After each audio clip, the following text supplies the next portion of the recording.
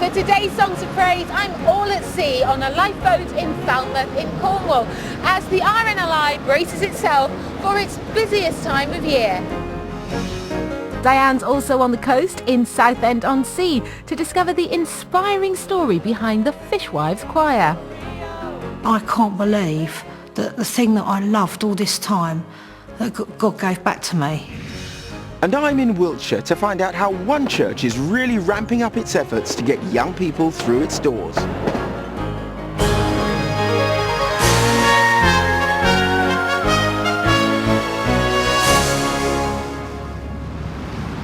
We'll be going ashore too because Falmouth is in the middle of a sea shanty festival, and we've got some great hymns and uplifting songs in the show, including an emotional performance by rising opera star Angel Blue.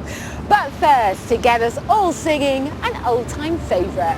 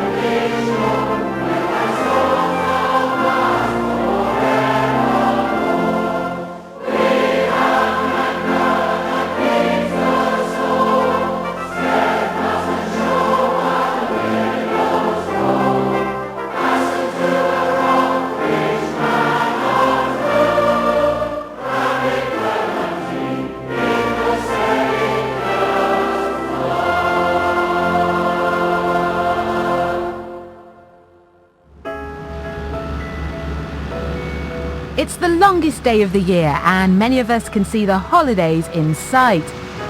But time off for us means extra work for the volunteers at the RNLI as they gear up for the summer season. Falmouth is Cornwall's busiest lifeboat station, and I've been invited out on patrol by a man who spent a lifetime at sea, and he thanks more than his lucky stars for bringing him home safely every time. The sea holds many hidden dangers, as the crews of Britain's lifeboats know only too well. Last year they rescued more than 10,000 people across the UK in all weathers. Carl Beardmore knows all about the perils of the sea from first-hand experience. Flat, calm or rough. When we come between the two headlands, I always say, yeah, thank you, Lord. And I don't think there's a sailor or a seaman that wouldn't do the same thing when they actually tie up alongside in some, in their own way. You must have seen so much. What stands out in your mind? There was a girl who was very ill on a beach, and our job was literally just to go to the paramedics and give them a hand. While we were there, she died 3 times and they resuscitated. But we couldn't communicate with her, and just like the films, I had this idea. I thought, oh, I wonder, and I held her hand and I said, if you can hear me, squeeze my hand, which is exactly what she did. And we got her ashore to the helicopter, and that's the last memory I've got is of her squeezing my hand, like a thank you. It's just what we do it for, I think. 23 years of volunteering for the RNLI. Why did you do it? I have always wanted to help. It's like being a Christian. It's weird in a weird way. It's about dedication and commitment. and I commit my life to Christ, but I've also committed my time and my life. We have to give up an awful lot, and sometimes it's even family, because the boat has to be covered. Now, I happen to know, Carl, little bird told me that you quite like singing a sea shanty yourself. What do you like to sing? Lower Lights or Brightly Beams is a hymn that was written by a Sunday school teacher in America. I'd love to hear some, can I? Yeah, sure. Brightly beams our Father's mercy from his lighthouse evermore. It encompasses what we do with my faith as a Christian and also what we do on the sea. Of the lights along the shore.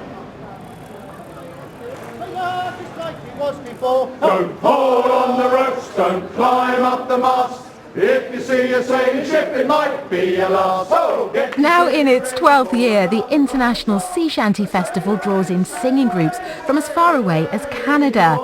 It was first started by local singers in Falmouth as a fundraiser for the RNLI. Later in the programme we'll be hearing from another group of singers, the Fishwives Choir, who've also come together for a special cause. But first, a rousing song of praise.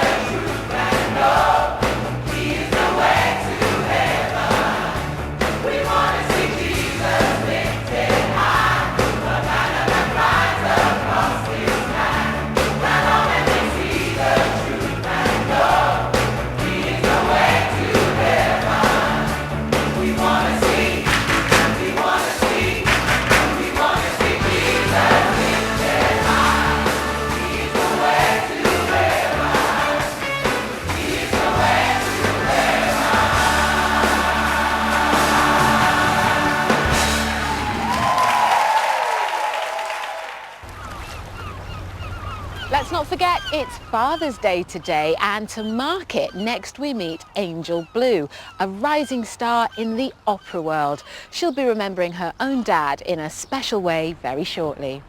A father who played a huge part in inspiring her career.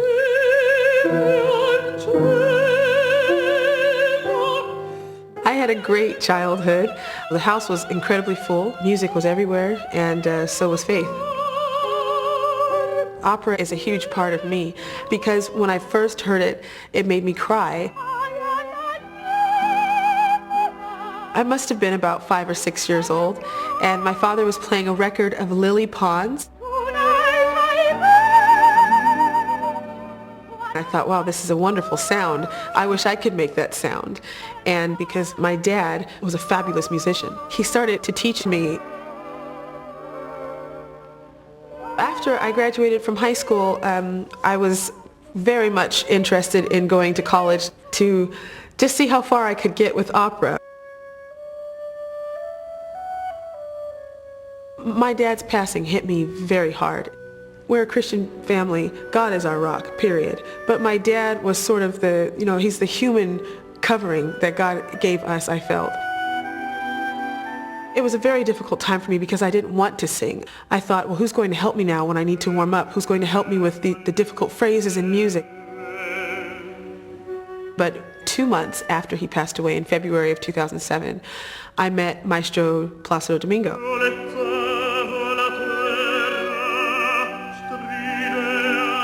He invited me to be a part of his Young Artist program, and I sort of felt like that was a divine way for me to see that I had to keep going. I think the only kind of void that I feel is that I'm not able to just talk to my father. I'm not able to touch him. But what I would say is that, in a way, my dad sort of passed the torch to Maestro Domingo.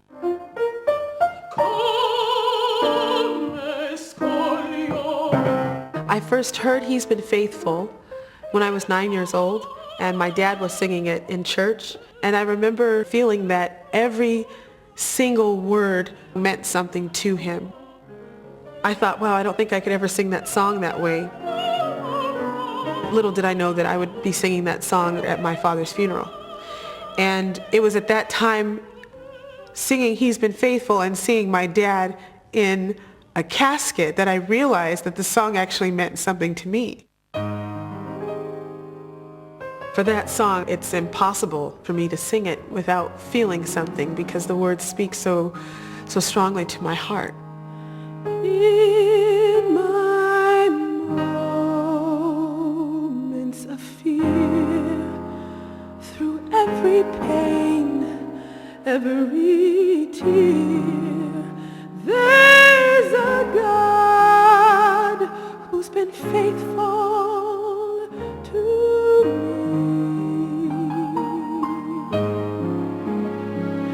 When my strength was all gone, when my heart had no song, even then He was faithful.